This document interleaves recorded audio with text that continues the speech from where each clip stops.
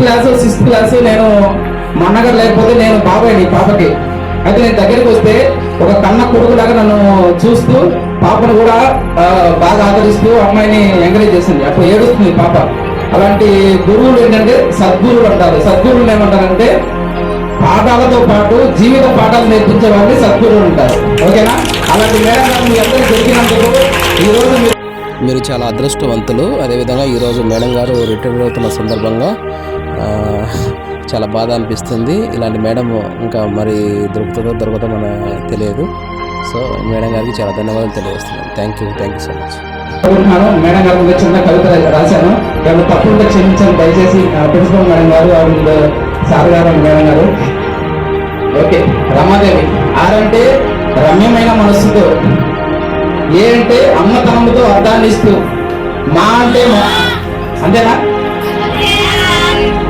మా అంటే అంటే మమకారంతో పిల్లలకు సహకారం అందిస్తూ, ఏ అంటే అమృతమైన భావాలను పంచుతూ, డి అంటే దేవుడు లాంటి భర్తను గౌరవిస్తూ, ఈ అంటే ఈశ్వరుణ్ణి దీవెనలతో, వి అంటే విలువలను విశ్వసనీయతను పెంపొందిస్తూ పిల్లలకి, ఐ అంటే ఐక్యమతం అనే భావాన్ని పిల్లలకు అనుక్షణం బోధిస్తున్న మన దేవత, మన తల్లి.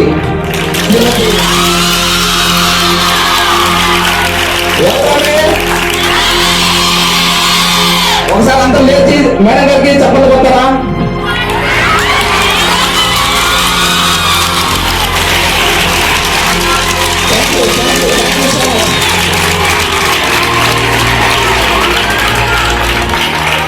మీకు నెల మేడం గారు కూడా అప్పుడప్పుడు వస్తుంటారు. మీకు డిస్ట్రిక్ట్ టీచర్ అవుతారు. ఓకేనా? Thank you so much.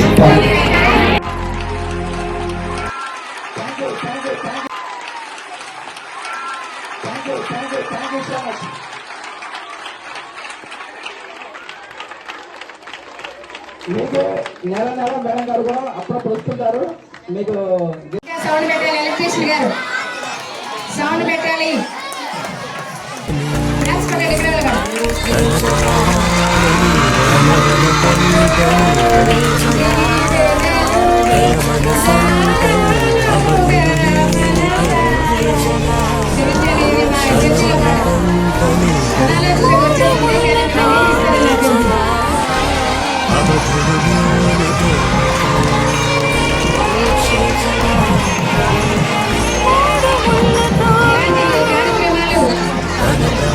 మనం చేసినాము, ఒకవేళ చేసిన దూరం నుండి చూసుంటాం. ఇంత గొప్ప కార్యక్రమాల్లో మనం కూడా పార్టిసిపేట్ చేయడం మన పూర్వజన్మ సుకృతంగా భావిస్తాం. మంచి వాళ్ళకి మర్యాద ఇవ్వడం కూడా మనందరూ కూడా మంచి జరుగుతుందని మనస్ఫూర్తిగా కోరుకుని మన కుటుంబానికి ఆయురారోగ్యం